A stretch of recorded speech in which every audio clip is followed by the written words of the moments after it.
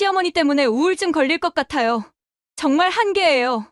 75세 김순자 할머니는 3년 전 남편이 뇌졸중으로 쓰러진 후 혼자서 모든 집안일을 도맡아 하고 있었습니다. 새벽 5시 30분부터 시작되는 하루, 아들과 며느리를 위해 정성스럽게 차린 아침상, 그리고 아무도 모르게 흘리는 외로운 눈물까지. 순자 할머니는 가족을 위해 자신의 모든 것을 희생하며 살아왔어요. 하지만 어느 날 며느리가 친구와 나누는 전화 통화를 우연히 듣게 되면서 순자 할머니의 인생이 완전히 바뀌게 됩니다. 시어머니가 맨날 집에만 계시니까 숨이 막혀요. 정말 답답해 죽겠어요. 50년 넘게 가족만을 위해 살아온 한 여성이 스스로 내린 충격적인 결정과 그 후에 일어난 예상치 못한 변화의 이야기. 과연 순자 할머니에게 무슨 일이 일어났을까요? 영상 시청 전 구독과 좋아요 부탁드립니다. 새벽 5시 30분, 어둠이 아직 완전히 걷히지 않은 시간에 김순자는 조용히 눈을 떴다. 75세의 나이에도 그녀의 하루는 언제나 이 시간부터 시작됐죠. 옆자리는 이미 3년째 비어 있었습니다. 남편 철호가 뇌졸중으로 요양병원에 입원한 후부터 순자는 혼자서 모든 것을 감당해야 했어요. 조용히 일어나 슬리퍼를 신고 부엌으로 향하는 그녀의 발걸음은 가족들을 깨우지 않으려는 배려로 가득했죠.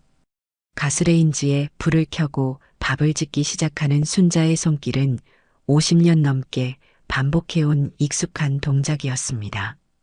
아들 민수는 45세가 되어서도 여전히 어머니가 차려주는 아침밥을 당연하게 여겼어요.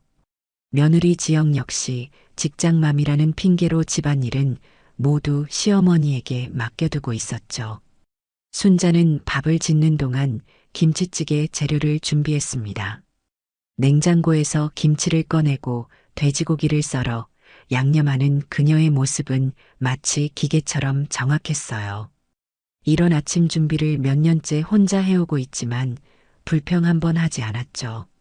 시계가 6시 30분을 가리킬 때쯤 순자는 상을 차리기 시작했습니다. 흰 쌀밥에 김치찌개, 계란말이, 나물 반찬까지 정성스럽게 준비된 아침상이었어요. 민수는 7시에 일어나 세수를 대충 하고 식탁에 앉았죠. 좋은 아침이네요, 어머니. 오늘도 고생 많으셨습니다. 이런 인사도 없이 그저 묵묵히 밥을 먹기 시작했어요. 지영은 7시 15분에 일어나 화장실에서 30분을 보낸 후 식탁에 나타났습니다. 어머니, 오늘 저녁은 회식이 있어서 늦을 것 같아요. 준우 저녁 챙겨주세요. 지영의 말에 순자는 조용히 고개만 끄덕였죠. 17세인 손자 준우만이 유일하게 할머니에게 따뜻한 말을 건넸어요. 할머니, 오늘도 일찍 일어나셨네요. 고생 많으세요. 준우의 이런 말이 순자에게는 하루 중 가장 따뜻한 위로가 되었습니다. 가족들이 모두 나간 후 순자는 혼자 남은 설거지를 시작했어요. 빈 그릇들을 하나씩 정리하면서 그녀는 문득 남편 철호가 생각났죠. 여보, 언제 집에 올 수 있을까요? 혼잣말로 중얼거리는 순자의 목소리에는 깊은 외로움이 배어 있었어요. 설거지를 마친 후 순자는 빨래를 돌리고 집안 청소를 시작했습니다. 거실을 쓸고 닦고 화장실을 깨끗이 정리하고 침실들을 정돈하는 일이 그녀의 일과였어요. 점심시간이 되자 순자는 간단히 라면 하나로 끼니를 때웠죠. 가족들을 위해서는 정성스럽게 음식을 준비하지만 자신만을 위해서는 늘 소소하게 넘어갔어요. 오후가 되면 순자는 요양병원에 입원한 남편을 면회 갔습니다. 버스를 2번 갈아타고 1시간 넘게 걸리는 길이었지만 그녀는 일주일에 3번씩 빠지지 않고 병원을 찾았어요. 철호야, 오늘은 어때요? 많이 좋아지셨나요? 의식을 잃고 누워있는 남편에게 순자는 집안 이야기를 들려주곤 했죠. 민수는 회사 일이 바빠서 자주 못 와도 이해해요. 지영이도 직장 다니느라 힘들어하고요. 준우는 수험생이라 공부하느라 바쁘고요. 혼자 중얼거리는 순자의 목소리에는 가족에 대한 이해와 배려가 가득했어요. 병원에서 돌아온 순자는 다시 저녁 준비를 시작했습니다. 민수가 좋아하는 생선구이와 지영이 선호하는 나물 반찬들을 정성스럽게 준비했어요. 준우를 위해서는 특별히 계란찜도 만들었죠. 오후 6시가 되자 준우가 학원에서 돌아왔습니다. 할머니, 저 왔어요. 오늘 하루 어떻게 지내셨어요?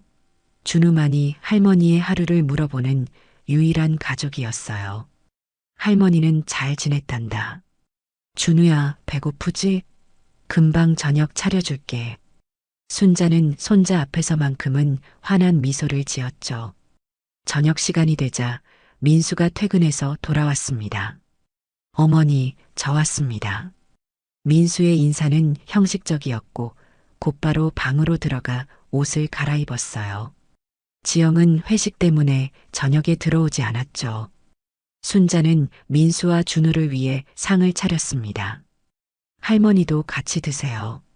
준우의 말에 순자는 같이 앉았지만 주로 밥을 떠주고 반찬을 권하는 일에 집중했어요. 민수는 밥을 먹으면서도 휴대폰을 보느라 바빴습니다. 회사 일이 끝나지 않는다는 듯이 계속 메시지를 확인하고 전화를 받았어요. 아버지, 할머니랑 이야기 좀 해요. 준우가 아버지에게 말했지만 민수는 잠깐 고개를 들었다가 다시 휴대폰에 집중했죠. 저녁을 마친 후 순자는 또다시 설거지를 시작했습니다. 민수는 거실에서 텔레비전을 보았고 준우는 방에서 공부를 하러 들어갔어요. 밤 9시가 되자 지영이 회식에서 돌아왔습니다. 어머니, 안 주무셨네요. 수고 많으셨어요. 지영의 인사는 겉으로는 정중했지만 진심이 담겨 있지는 않았어요.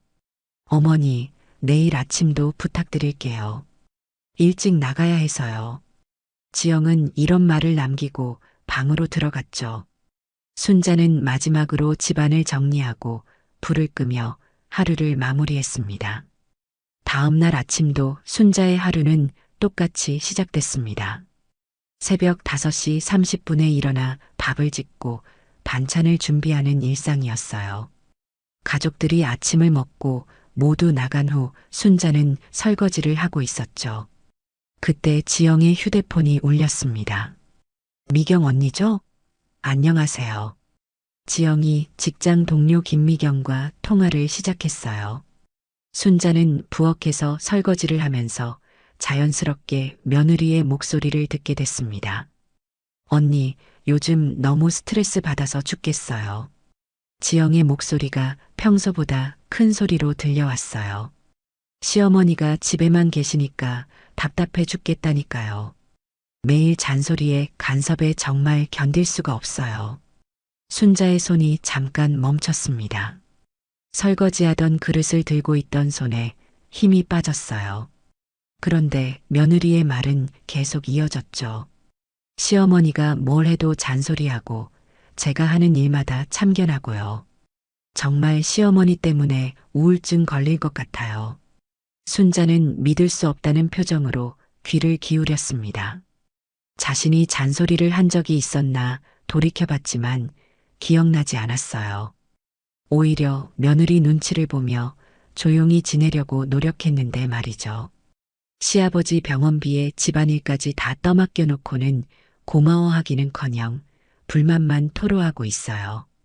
지영의 목소리는 점점 더 신랄해졌습니다. 언니도 시어머니랑 살아봐요. 정말 한계예요. 순자가 들고 있던 설거지 그릇이 바닥에 떨어져 깨졌습니다. 큰 소리가 나자 지영이 잠깐 말을 멈췄어요. 어머니, 괜찮으세요? 지영이 부엌 쪽을 향해 물었지만 순자는 대답하지 않았죠.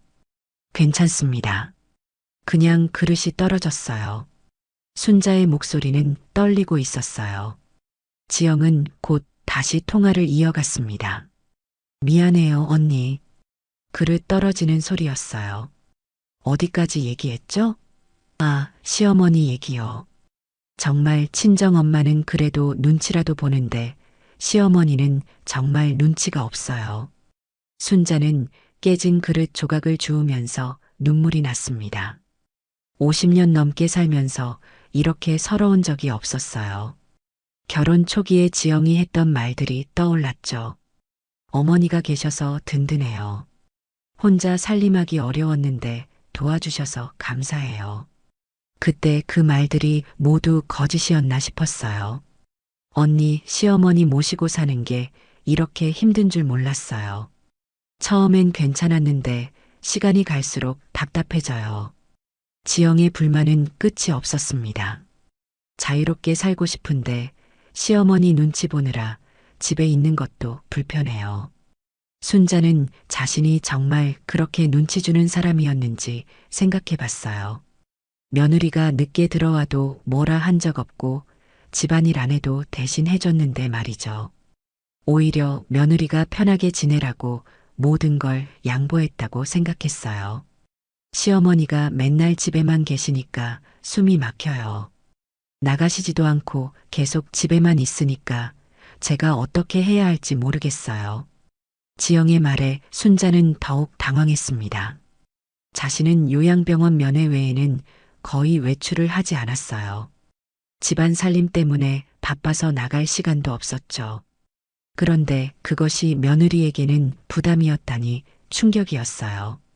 언니, 정말 시어머니 때문에 스트레스 받아서 병원 가야겠어요. 우울증 약이라도 처방받아야겠어요. 지영의 마지막 말에 순자는 완전히 무너졌습니다. 자신 때문에 며느리가 병까지 생각하고 있다니 견딜 수 없었어요. 그렇게 싫으면 왜 진작 말을 안 했을까요? 미경의 목소리가 들려왔어요. 며느리 입장도 이해해요. 요즘 세대는 자유롭게 살고 싶어 하는데 시어머니가 계속 계시면 답답하죠. 이 말에 순자는 완전히 절망했습니다. 자신의 존재 자체가 며느리에게는 고통이었다는 걸 깨달았어요. 언니 말이 맞아요. 저도 그동안 참고 살았는데 이제 한계예요. 시어머니 모시고 사는 게 이렇게 힘든 줄 몰랐어요. 지영의 한숨 소리까지 들려왔어요. 순자는 깨진 그릇 조각을 다 주운 후 조용히 자리에서 일어났습니다. 통화는 아직도 계속되고 있었죠. 그런데 언니, 어떻게 해야 할까요? 시어머니한테 직접 말할 수도 없고요. 지영의 고민이 깊어 보였어요. 순자는 며느리가 자신에게 직접 말하지 못할 만큼 불편해하고 있다는 걸 알았습니다. 그동안 자신이 얼마나 둔감했는지 후회됐어요. 미경의 조언이 들려왔습니다. 일단 시어머니가 혼자 계실 시간을 늘려보는 게 어때요? 취미 활동이나 경로당 같은 곳 다니시게 하고요. 이 말에 지영이 답했어요. 그런 걸 좋아하실 분이 아니에요. 맨날 집에만 계시려고 하세요. 순자는 이 대화를 더 이상 들을 수 없었습니다. 조용히 방으로 들어가 문을 닫았어요. 순자는 방에 들어가 침대에 앉았습니다. 며느리의 말들이 머릿속에서 계속 맴돌았어요. 내가 정말 그렇게 짐덩어리였나? 혼잣말로 중얼거리면서 자책했죠. 그동안 가족을 위해 했던 모든 일들이 부담이었다니 믿을 수 없었어요. 순자는 서랍에서 남편과의 결혼 사진을 꺼냈습니다. 젊은 시절 행복했던 모습을 보며 눈물이 났어요. 철호야, 나는 정말 가족들에게 짐이 되고 있는 걸까? 사진 속 남편에게 말을 걸었지만 대답은 없었죠. 밤이 깊어가도 순자는 잠을 이룰 수 없었습니다. 며느리의 말들이 계속 귀에 맴돌았어요. 시어머니 때문에 우울증 걸릴 것 같다는 말이 특히 충격적이었죠. 자신이 그렇게 스트레스를 주고 있었다니 상상도 못했어요. 다음 날 아침, 순자는 평소처럼 일찍 일어나 아침 준비를 했습니다. 하지만 마음은 무거웠어요. 가족들이 아침을 먹는 동안 순자는 조용히 관찰했죠. 민수는 여전히 휴대폰을 보며 밥을 먹었고 지영은 급하게 아침을 때우고 있었어요. 어머니, 오늘도 부탁드려요. 지영이 나가면서 인사했지만 순자에게는 가식적으로 들렸어요. 가족들이 모두 나간 후 순자는 또다시 지영의 전화 소리를 들었습니다.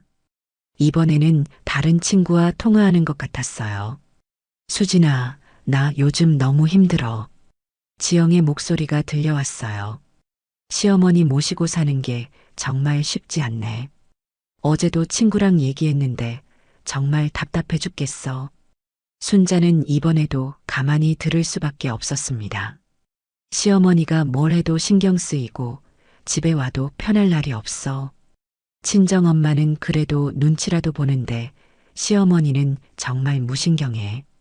이 말에 순자는 더욱 상처받았어요. 며느리 눈치를 보려고 노력했는데 오히려 무신경하다는 소리를 듣다니 억울했죠. 수진이 뭔가 조언하는 소리가 들렸어요. 시어머니한테 직접 얘기해봐. 솔직하게 말하는 게 나을 것 같은데. 이 말에 지영이 답했습니다. 그럴 수도 없고 남편한테 말하기도 애매해. 시어머니가 나쁜 분은 아닌데 그냥 답답해.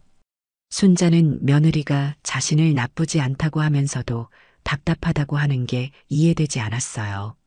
도대체 무엇이 그렇게 답답한 건지 알 수 없었죠. 수진의 목소리가 다시 들렸습니다. 시어머니 연세가 많으시니까 이해해. 그래도 가족이잖아. 이 말에 지영이 한숨을 쉬었어요. 알아. 그런데 정말 한계야. 매일 눈치 보면서 사는 게 너무 힘들어. 순자는 이 대화를 더 들을 수 없어서 조용히 밖으로 나갔습니다. 요양병원에 입원한 남편을 면회 가기로 했어요. 버스를 타고 병원에 도착한 순자는 남편 병실로 향했습니다. 철호는 여전히 의식을 잃고 누워 있었어요. 여보, 나는 정말 가족들에게 짐이 되고 있는 것 같아. 순자는 남편에게 속마음을 털어놨습니다. 지영이가 나 때문에 스트레스 받는다고 해. 우울증까지 걸릴 것 같다고 하더라. 의식 없는 남편이지만 순자에게는 유일한 대화 상대였어요. 내가 뭘 잘못했는지 모르겠어. 그냥 가족들 편하게 해주려고 했는데. 순자의 목소리는 점점 작아졌어요. 여보, 우리 어떻게 해야 할까? 나이 들어서 이렇게 서러울 줄 몰랐어. 눈물이 흘러내렸지만 남편은 아무 반응이 없었죠. 병원에서 집으로 돌아온 순자는 더욱 우울해졌습니다. 저녁 준비를 하면서도 마음이 무거웠어요. 준우가 학원에서 돌아와 인사했습니다. 할머니, 저 왔어요. 오늘 기분이 안 좋아 보이세요. 괜찮으세요? 준우만이 할머니의 기분을 알아챘어요. 괜찮다, 준우야. 그냥 좀 피곤해서 그래. 순자는 손자 앞에서 웃으려고 노력했지만 쉽지 않았죠. 할머니, 혹시 어디 아프세요? 병원 가보시는 게 어때요? 준우의 걱정스러운 목소리에 순자는 고마웠어요. 아니야, 준우야. 할머니는 괜찮어. 너만 걱정해주니까 고맙다. 순자는 손자의 머리를 쓰다듬었습니다. 저녁 시간이 되자 민수가 돌아왔어요. 어머니, 저 왔습니다. 형식적인 인사 후 민수는 방으로 들어갔죠. 지영은 또 회식이 있다며 늦을 거라고 했어요. 순자는 민수와 준우를 위해 저녁상을 차렸습니다. 할머니, 같이 드세요. 준우의 말에 순자는 앉았지만 식욕이 없었어요. 밤늦게 지영이 돌아와 인사했습니다. 어머니, 수고 많으셨어요. 하지만 순자에게는 이 인사조차 가식적으로 들렸어요. 그날 밤 순자는 잠을 이루지 못했습니다. 며느리의 말들이 계속 머릿속을 맴돌았어요. 며칠이 지났지만 순자의 마음은 점점 더 무거워졌습니다. 며느리의 말을 들은 후로 모든 게 달라 보였어요. 가족들을 위해 하는 일들이 모두 부담으로 느껴지는 것 같았죠. 순자는 준우가 학교에 간 사이 컴퓨터를 켰습니다. 인터넷 검색을 할 줄 아는 건 준우가 가르쳐 준 덕분이었어요.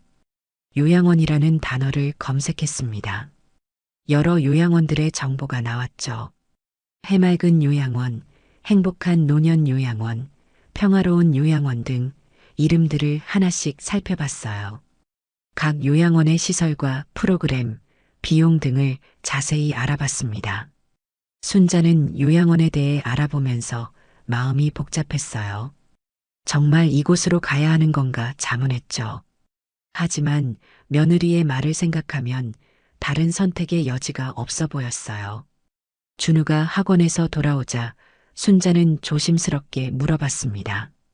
준우야, 혹시 할머니가 없어도 괜찮겠니? 이 질문에 준우는 깜짝 놀랐어요. 할머니, 왜 그런 말씀을 하세요? 할머니 없으면 안 돼요. 저는 할머니가 꼭 필요해요. 순자는 손자의 말에 마음이 아팠습니다. 그냥 물어본 거야. 할머니가 어디 갈 건 아니니까 걱정하지 마. 하지만 순자의 마음은 이미 결정된 상태였어요. 다음 날 순자는 은행에 갔습니다. 자신 명의로 된 적금을 해약하기 위해서였어요. 그동안 조금씩 모아둔 돈이었지만 요양원 입소 비용으로는 충분했죠.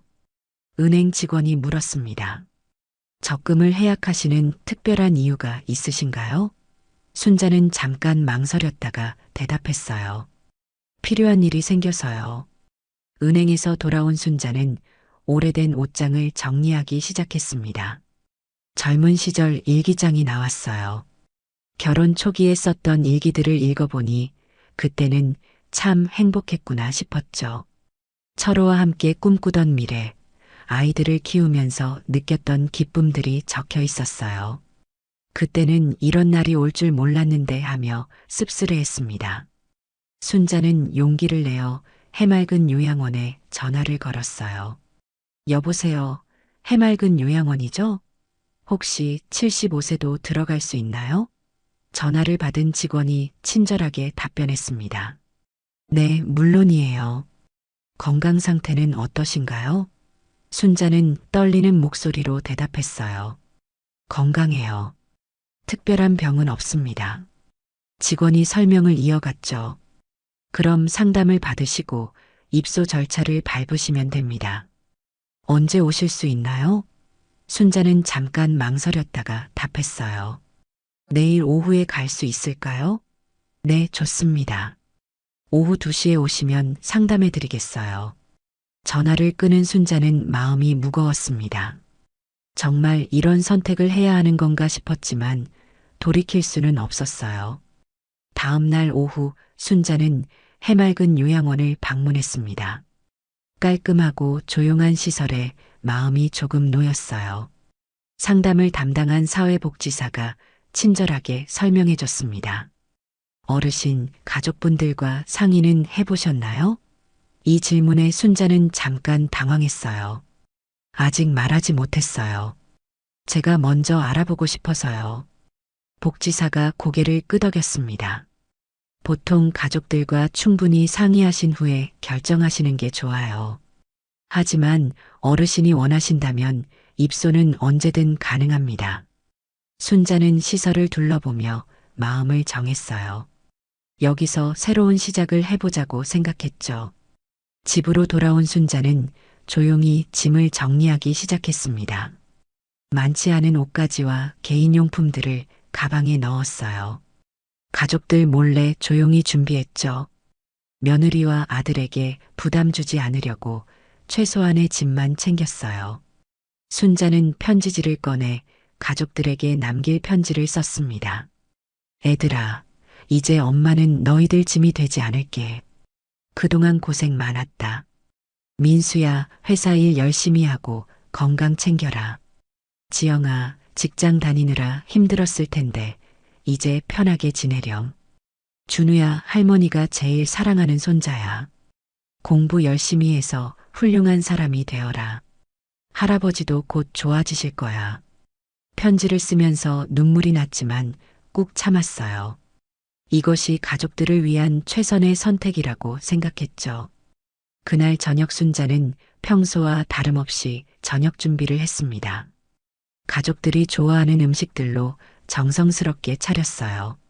마지막 저녁이 될 거라는 생각에 더욱 신경 썼죠. 준우가 학원에서 돌아와 인사했습니다. 할머니, 저 왔어요. 오늘 저녁 뭐예요? 냄새가 너무 좋아요. 순자는 손자를 보며 마음이 아팠어요. 준우 좋아하는 거 다 해놨단다. 많이 먹어라. 민수가 퇴근해서 돌아오자 가족들이 모여 저녁을 먹었습니다. 지영도 회식이 없어서 집에서 저녁을 먹었어요. 오늘 어머니가 정말 맛있게 해주셨네요. 지영이 칭찬했지만 순자에게는 공허하게 들렸죠. 저녁을 마친 후 순자는 마지막으로 설거지를 했습니다. 내일부터는 이런 일을 하지 않아도 되겠구나 생각하니 이상했어요. 가족들이 모두 잠든 새벽 5시, 순자는 조용히 일어났습니다. 평소보다 일찍 일어난 거였어요. 짐을 챙기고 편지를 식탁 위에 놔뒀습니다. 현관문을 열고 나가기 전에 집을 한 번 더 둘러봤어요. 50년 가까이 살았던 집이었지만 이제 떠나야 했죠. 순자는 조용히 문을 닫고 집을 나섰습니다. 새벽 공기가 차가웠지만 마음은 오히려 시원했어요. 택시를 타고 해맑은 요양원으로 향했습니다. 운전기사가 물었어요.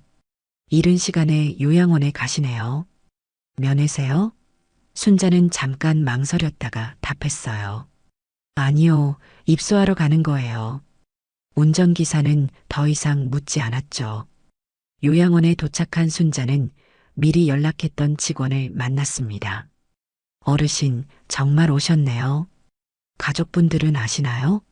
아직 모를 거예요. 제가 편지를 남겨뒀어요. 직원은 걱정스러운 표정을 지었지만 순자의 의지가 확고해 보여서 더 이상 말리지 않았어요. 입소 절차를 밟은 순자는 자신의 방으로 안내받았습니다. 작지만 깔끔한 개인실이었어요. 창문 너머로 아침 햇살이 들어왔죠. 순자는 가방을 정리하며 새로운 시작이라고 자신에게 말했어요. 오후 6시 민수가 평소처럼 퇴근해서 집에 도착했습니다. 현관문을 열고 들어섰는데 집안이 이상하게 조용했어요. 어머니, 저 왔습니다. 민수가 인사했지만 대답이 없었죠. 부엌을 둘러봐도 어머니가 보이지 않았어요. 평소 같으면 저녁 준비를 하고 계실 시간인데 이상했습니다. 민수는 어머니 방문을 두드렸어요.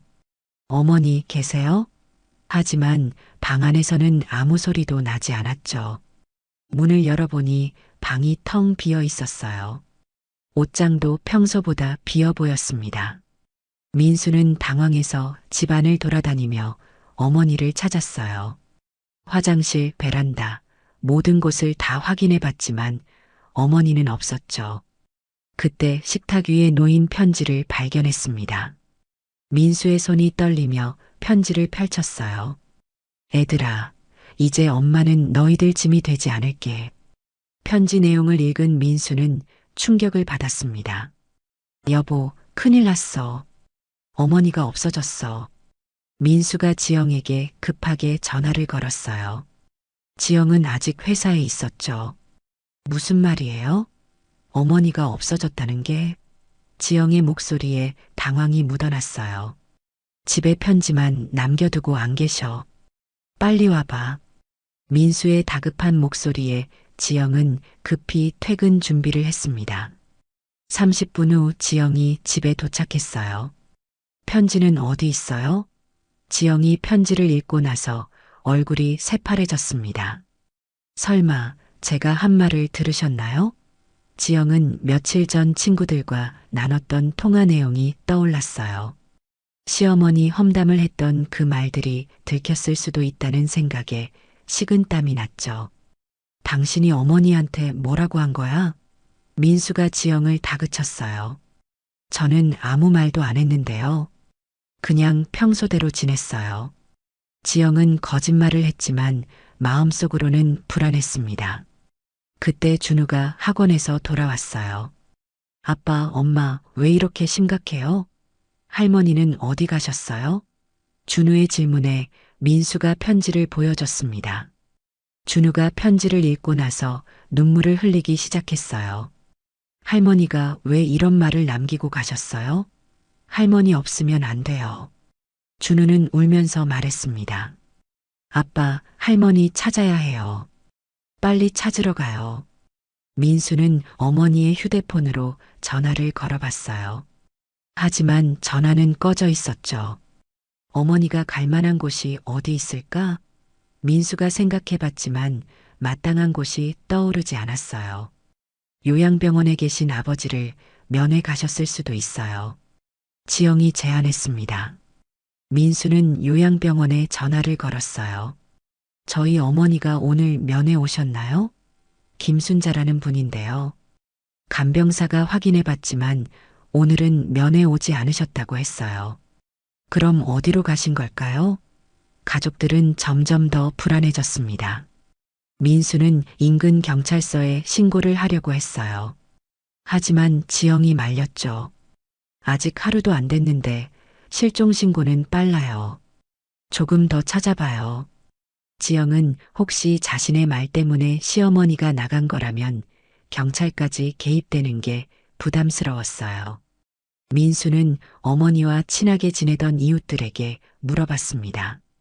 순자 어머니 오늘 보셨어요? 혹시 어디 가신다고 하셨나요? 하지만 아무도 순자를 보지 못했다고 했어요.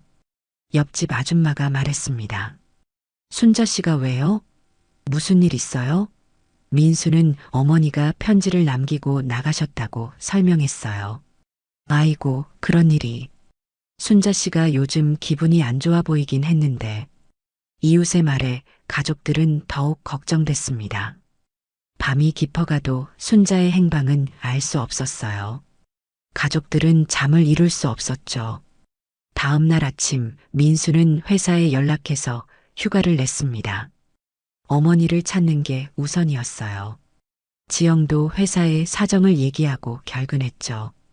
가족들은 어머니가 갈 만한 곳들을 하나씩 찾아다니기 시작했습니다.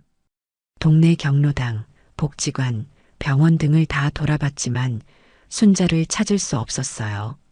오후가 되자 민수는 인근 요양원들에 전화를 걸어보기로 했습니다. 혹시 저희 어머니가 상담을 받으러 오셨을 수도 있어서요. 김순자라는 분인데요. 세 번째 전화한 해맑은 요양원에서 확인됐어요. 네, 김순자 어르신 어제 입소하셨어요. 가족분이시군요. 전화를 받은 민수는 안도하면서도 충격을 받았습니다. 어머니가 정말 요양원에 들어가신 거였어요. 여보, 어머니 찾았어. 해맑은 요양원에 계셔. 민수의 말에 지영은 복잡한 표정을 지었습니다. 정말 제 말을 들으신 것 같아요. 지영이 작은 목소리로 말했어요. 이제 어떻게 해야 할지 모르겠어요. 준우가 울면서 말했습니다. 빨리 할머니 모시러 가요. 할머니 혼자 계시면 안 돼요. 가족들은 급히 해맑은 요양원으로 향했습니다. 해맑은 요양원에 도착한 가족들은 접수처에서 순자를 만나고 싶다고 했습니다. 담당 사회복지사가 나와서 설명했어요. 어르신이 어제 입소하셨는데 가족들과 상의 없이 오셨다고 하더라고요. 많이 걱정하셨죠? 민수가 답했습니다. 네, 갑자기 나가셔서 찾느라 고생했어요. 어머니 상태는 어떠세요? 복지사가 설명을 이어갔어요. 처음에는 많이 우울해 보이셨는데 하룻밤 지내시고는 조금 나아지신 것 같아요. 다른 어르신들과도 인사 나누시고요. 가족들은 복잡한 마음으로 순자의 방으로 향했습니다. 문을 두드리자 순자의 목소리가 들려왔어요. 들어오세요. 방문을 열고 들어간 가족들을 본 순자는 담담한 표정이었습니다. 왔구나. 수고했어. 순자의 예상외로 평온한 모습에 가족들은 당황했어요. 어머니, 왜 아무 말씀도 안 하고 나가셨어요? 민수가 물었지만 순자는 조용히 답했습니다. 편지 남겨뒀잖니. 읽어봤을 거 아니야. 어머니, 집에 가요. 준우가 눈물을 흘리며 말했어요. 할머니 없으면 안 돼요. 저 혼자 어떻게 해요? 순자는 손자의 머리를 쓰다듬었습니다. 준우야, 할머니는 여기서 편하게 지내고 있어. 너희들 눈치 보지 않아도 되니까 좋더라. 이 말에 지영이 무릎을 꿇었어요. 어머니, 죄송해요. 제가 잘못했어요. 지영이 사과했지만 순자는 담담하게 반응했습니다. 일어나라. 이제 그런 거 하지 마라. 어머니, 제가 정말 죄송해요. 제가 한 말들을 들으셨죠? 지영이 울면서 고백했어요. 그런 말들 하면 안 됐는데 정말 미안해요. 순자는 며느리를 바라봤습니다. 알고 있었어. 그런데 내 마음도 이해해. 젊은 사람이 답답했을 거야. 어머니, 저는 정말 어머니가 싫어서 한 말이 아니에요. 그냥 스트레스 받을 때 한 말이었어요. 지영의 변명에 순자가 답했어요. 괜찮다. 이제 서로 편해졌잖니. 민수가 어머니 손을 잡았습니다. 어머니, 집에 가요. 제가 앞으로 더 신경 써드릴게요. 하지만 순자는 고개를 저었어요. 민수야, 너도 바쁜데 어머니까지 신경 쓸 필요 없어. 여기가 편해. 어머니, 정말 집에 안 가실 거예요? 준우가 다시 물었습니다. 할머니, 저는 할머니가 꼭 필요해요. 순자는 손자를 보며 미소 지었어요. 준우야, 할머니도 너를 사랑해. 그런데 할머니는 여기서 새로운 친구들도 사귀고 싶구나. 이때 옆방에서 할머니 한 분이 나타났습니다. 순자 씨, 가족분들이 오셨네요. 어제부터 걱정하고 계셨는데 그 할머니는 최영이었어요. 순자와 룸메이트가 된 분이었죠. 안녕하세요. 순자 씨와 어제부터 함께 지내고 있어요.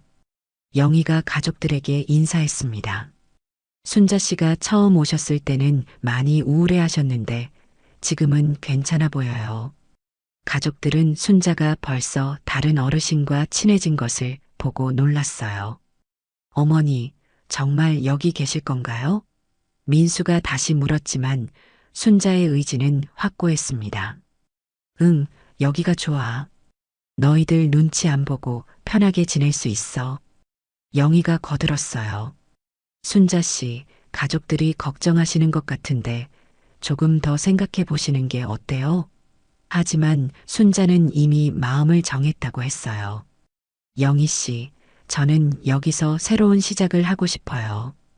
가족들과 한참 동안 대화를 나눈 후에도 순자의 마음은 변하지 않았습니다. 그럼 어머니 뜻대로 하세요. 대신 자주 찾아뵐게요. 민수가 마지못해 동의했어요. 어머니, 정말 죄송해요. 앞으로는 이런 일 없을 거예요. 지영이 다시 한번 사과했습니다. 그래, 이제 서로 편하게 지내자. 순자가 며느리에게 말했어요. 준우가 마지막으로 할머니를 껴안았습니다. 할머니, 주말마다 올게요. 할머니 보고 싶을 거예요. 그래, 준우야. 할머니도 너 보고 싶을 거야. 순자는 손자를 꼭 안아줬어요. 가족들이 돌아간 후 순자는 영희와 함께 요양원 정원을 산책했습니다. 순자 씨, 괜찮으세요? 가족들이 많이 걱정하던데요. 영희의 물음에 순자가 답했어요. 괜찮아요. 이제 정말 편해진 것 같아요. 요양원에서의 첫 주가 지나갔습니다. 순자는 점점 이곳 생활에 적응해 갔어요. 룸메이트인 영희는 73세로 순자보다 2살 어렸지만 훨씬 활발하고 적극적인 성격이었죠. 순자 씨, 오늘 원예치료 프로그램 있는데 같이 가실래요? 영희가 제안했습니다. 원예치료가 뭐예요? 순자는 처음 듣는 말이었어요.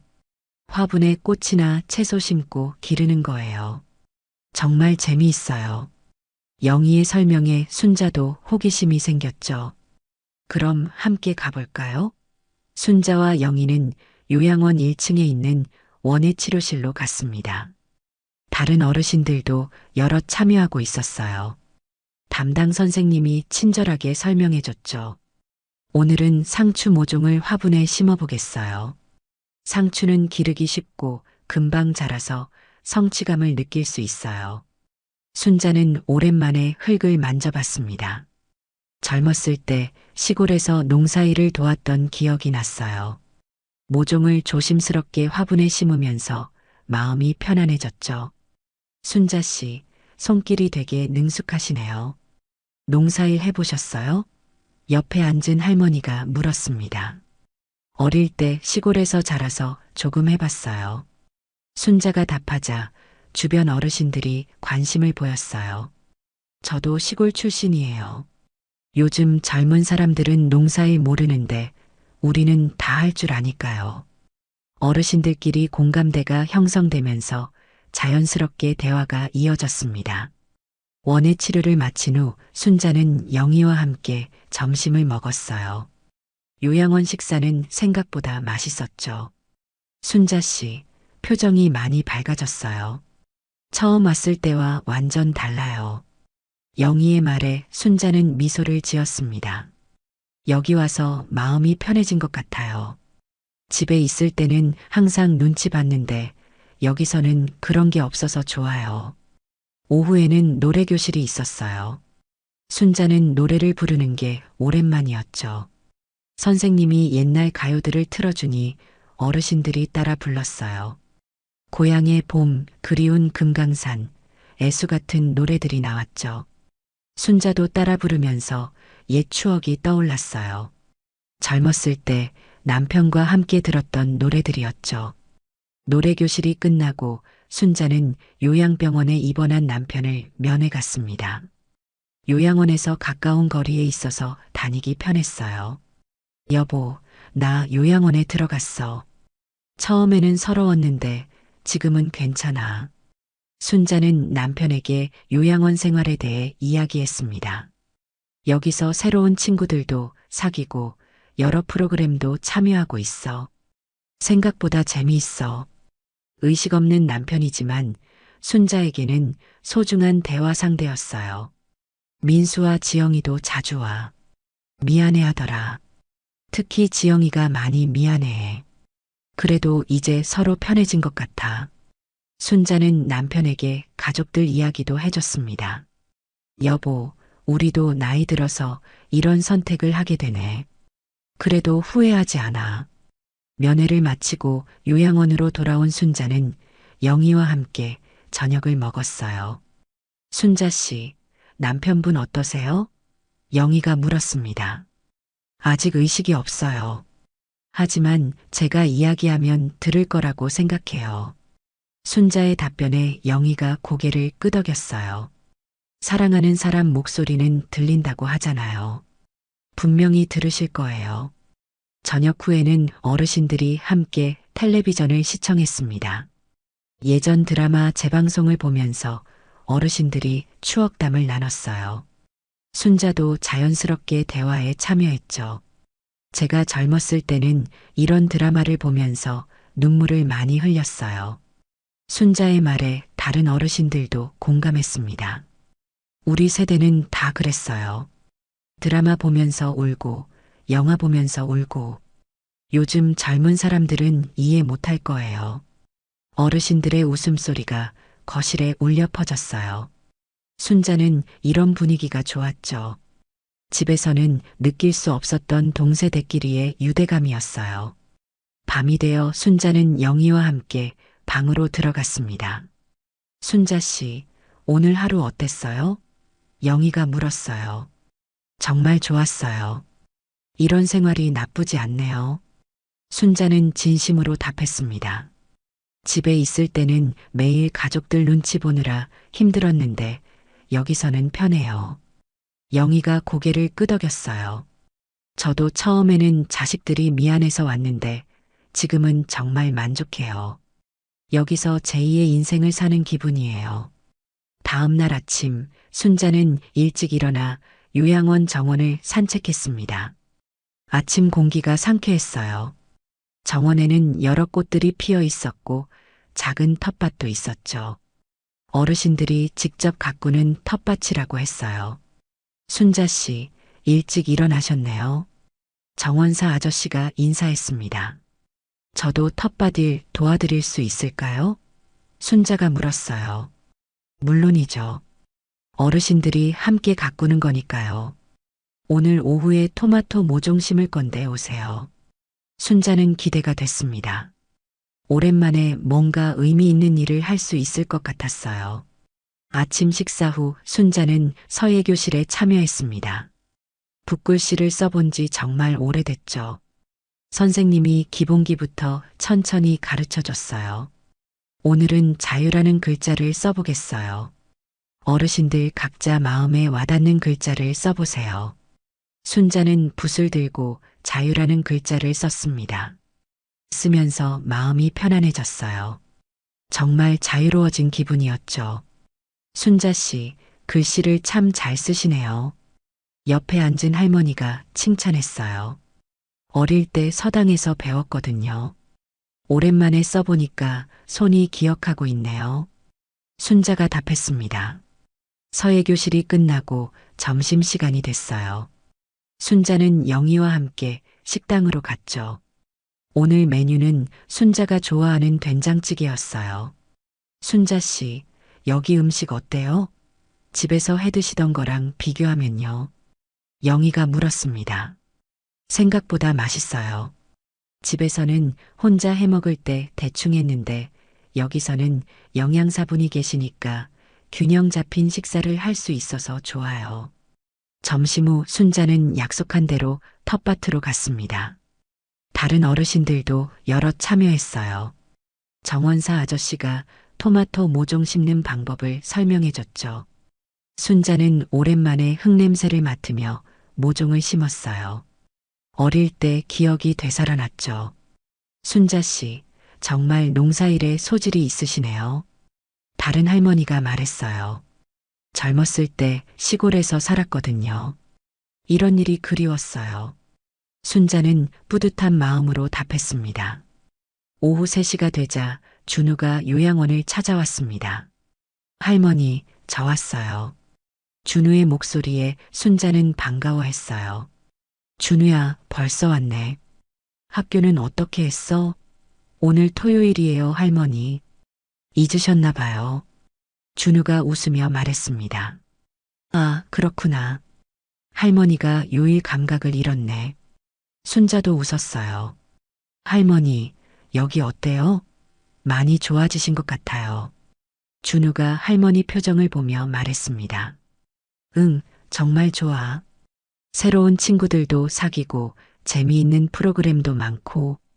순자는 손자에게 요양원 생활을 자랑했어요. 할머니가 직접 심은 토마토도 보여줄까? 정원으로 나가서 순자는 손자에게 자신이 심은 토마토 모종을 보여줬습니다. 와, 할머니가 직접 심으셨어요? 대단해요. 준우가 신기해했어요. 할머니, 정말 행복해 보이세요. 처음에는 걱정했는데 다행이에요. 준우의 말에 순자는 고마웠습니다. 준우야, 할머니가 여기 와서 많은 걸 깨달았어. 가족을 위해 사는 것도 좋지만 나를 위해 사는 것도 필요하다는 걸 알았단다. 할머니, 저는 할머니가 행복하면 좋겠어요. 비록 떨어져 있어도 할머니가 웃고 계시면 저도 기뻐요. 준우의 성숙한 말에 순자는 감동했어요. 우리 준우가 언제 이렇게 컸나? 정말 고마워. 저녁 시간에 순자는 영희와 함께 식당에서 저녁을 먹었습니다. 손자가 다녀갔네요. 참 착한 아이 같아요. 영희가 말했어요. 네, 준우만이 할머니를 진심으로 걱정해 주는 것 같아요. 순자는 손자 이야기를 하며 뿌듯해했습니다. 저녁 후에는 어르신들과 함께 영화를 봤어요. 옛날 한국 영화였는데 어르신들이 좋아했죠. 영화를 보면서 순자는 정말 편안함을 느꼈어요. 가족들 눈치 보지 않고 자유롭게 시간을 보낼 수 있어서 좋았죠. 밤이 되어 방으로 돌아온 순자는 영희와 이야기를 나눴습니다. 영희 씨, 저 여기 와서 정말 잘한 것 같아요. 순자가 말했어요. 저도 그런 생각이 들어요. 순자 씨가 처음 왔을 때는 많이 우울해 보이셨는데 지금은 완전히 다른 사람 같아요. 영희의 말에 순자는 미소 지었습니다. 정말 새로운 인생이 시작된 기분이에요. 한 달이 지나면서 순자는 요양원 생활에 완전히 적응했습니다. 매일 규칙적인 생활을 하면서 건강도 좋아졌어요. 아침 체조, 원예 치료, 서예 교실, 노래 교실 등 다양한 프로그램에 적극적으로 참여했죠. 한편 집에서는 지영이 큰 변화를 겪고 있었습니다. 시어머니가 없어진 후 모든 집안일을 혼자 해야 했어요. 처음에는 쉬울 거라고 생각했지만 현실은 달랐죠. 아침에 일찍 일어나서 밥 짓기, 빨래, 청소, 저녁 준비까지 모든 일이 버거웠어요. 여보, 정말 어머니가 이 모든 걸 혼자 하셨구나. 지영이 민수에게 말했습니다. 매일 이렇게 하시면서 한 번도 불평 안 하셨는데 나는 왜 몰랐을까? 지영은 뒤늦게 시어머니의 수고로움을 깨달았어요. 민수도 변했습니다. 퇴근 후 집안일을 돕기 시작했어요. 설거지, 빨래 개기, 청소 등을 나눠서 했죠. 어머니 없으니까 집이 정말 이상해. 민수가 말했습니다. 항상 계시는 게 당연한 줄 알았는데 없으니까 이렇게 허전할 줄 몰랐어. 준우는 주말마다 요양원 봉사활동을 나갔습니다. 할머니를 보는 것도 있지만 다른 어르신들도 도왔어요. 어르신들과 대화하고 산책을 함께 하면서 많은 것을 배웠죠. 할머니, 제가 봉사활동하면서 느낀 건데 어르신들이 정말 외로워하세요. 준우가 할머니에게 말했어요. 가족들이 바쁘다고 자주 안 와서 서운해 하시는 분들이 많아요. 그래서 할머니처럼 이곳에서 새로운 친구들과 지내시는 게 좋은 것 같아요. 준우의 말에 순자는 고마웠습니다. 우리 준우가 정말 많이 컸구나. 할머니가 여기서 행복하다는 걸 이해해 주니까 고마워. 어느 날 순자는 요양원에서 특별한 소식을 들었습니다. 담당 의사가 말했어요. 순자 어르신, 좋은 소식이 있어요. 남편분 상태가 많이 호전되셨어요. 의식을 되찾으실 가능성이 높아졌어요. 순자는 깜짝 놀랐습니다. 정말요? 철호가 깨어날 수 있다고요? 네, 최근 검사 결과가 매우 긍정적이에요. 곧 의식을 되찾으실 것 같아요. 순자는 급히 요양병원으로 달려갔습니다. 병실에 도착하니 철호가 눈을 뜨고 있었어요. 여보, 깨어났구나. 순자가 눈물을 흘리며 남편의 손을 잡았습니다. 순자야, 여기가 어디야? 나는 왜 여기 있는 거야? 철호가 혼란스러워했어요. 여보, 뇌졸중으로 쓰러져서 3년 동안 병원에 있었어. 이제 깨어나서 정말 다행이야. 순자는 남편에게 상황을 설명했습니다. 3년이나? 그럼 집은 어떻게 됐어? 철호가 걱정했어요. 순자는 자신이 요양원에 들어온 이야기를 차근차근 설명했습니다. 철호는 아내의 이야기를 듣고 미안해했어요. 내가 쓰러져서 당신 혼자 고생했구나. 정말 미안해. 괜찮아요, 여보. 이제 다 지난 일이에요. 중요한 건 여보가 깨어난 거예요. 순자는 남편이 깨어난 것만으로도 감사했습니다. 의사 선생님이 설명했어요. 완전한 회복까지는 시간이 걸리지만 재활 치료를 받으시면 일상생활이 가능할 거예요. 다만 집에서 혼자 생활하기는 어려울 것 같아요. 순자는 의사와 상의한 후 결정을 내렸습니다. 여보, 우리 함께 요양원에서 살까요? 여기서 재활 치료도 받을 수 있고 저도 편하게 지낼 수 있어요. 철호는 아내의 제안을 받아들였어요. 당신이 좋다면 나도 좋아. 어차피 나이 들어서 자식들 신세지기보다는 이런 곳에서 사는 게 나을 수도 있겠어. 가족들에게 소식이 전해지자 모두 요양병원으로 달려왔습니다. 아버지, 깨어나셨네요.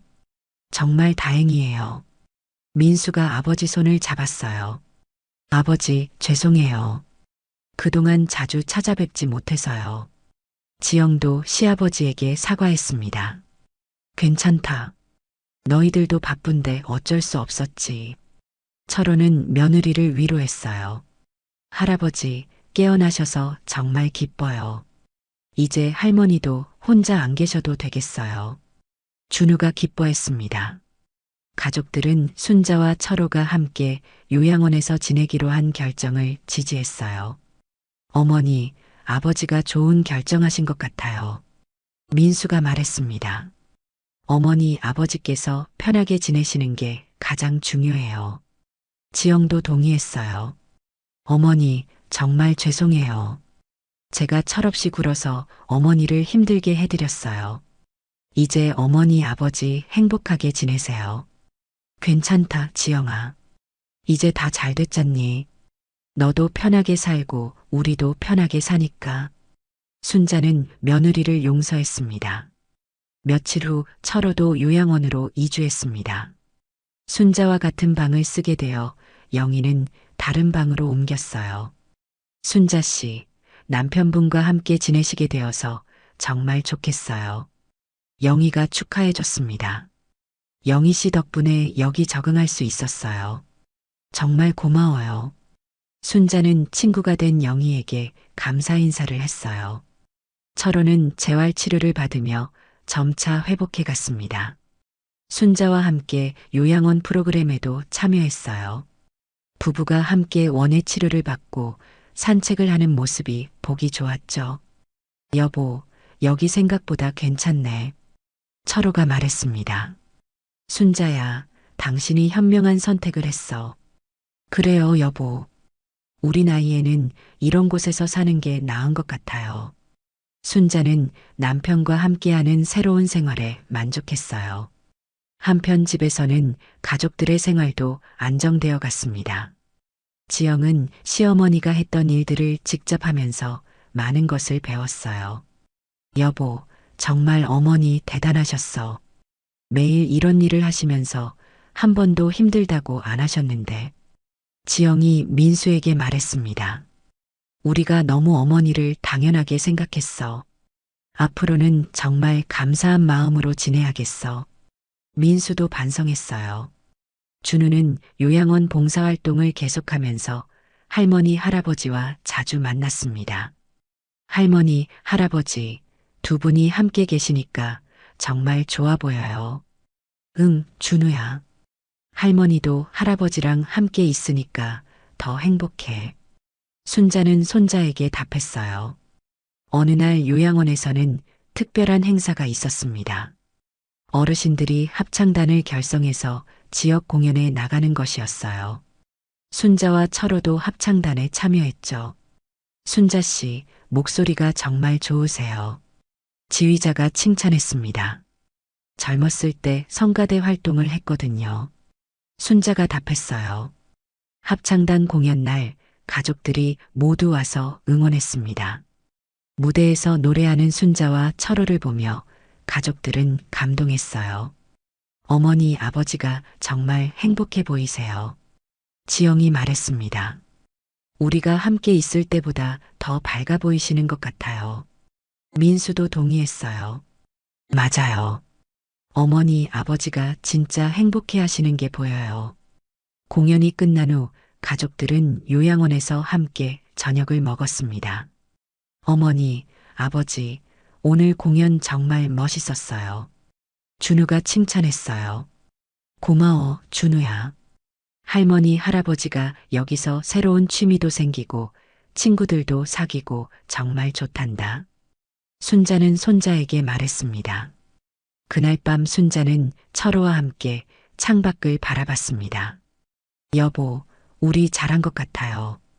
여기서 지내기로 한 거 말이에요. 그래, 순자야. 나이 들어서 이런 선택을 할 수 있어서 다행이야. 철호가 아내의 손을 잡았어요. 가족들도 이제 우리 없이 잘 지내고 있고 우리도 편하게 지내고 있으니까 모두에게 좋은 일이야. 순자는 창밖 별을 바라보며 생각했습니다. 가족은 함께 있어야 하는 게 아니라 서로를 이해하고 존중할 때 진짜 가족이 되는 거구나. 며느리의 험담을 들었을 때는 상처받았지만 결국 모두에게 좋은 결과가 되었어요. 순자는 이제 정말 행복했습니다. 남편과 함께 새로운 친구들과 어울리며 자신만의 시간을 보낼 수 있게 되었죠. 가족들도 각자의 자리에서 성장했고요. 진정한 효도는 무조건적인 희생이 아니라 서로의 선택을 존중하고 각자의 행복을 지지하는 것이라는 걸 모두가 깨달았습니다. 오늘 이야기가 좋으셨다면 구독과 댓글, 알람 설정 잊지 마시고 소중한 댓글 하나가 정말 큰 힘이 됩니다. 시청해 주셔서 진심으로 감사드립니다.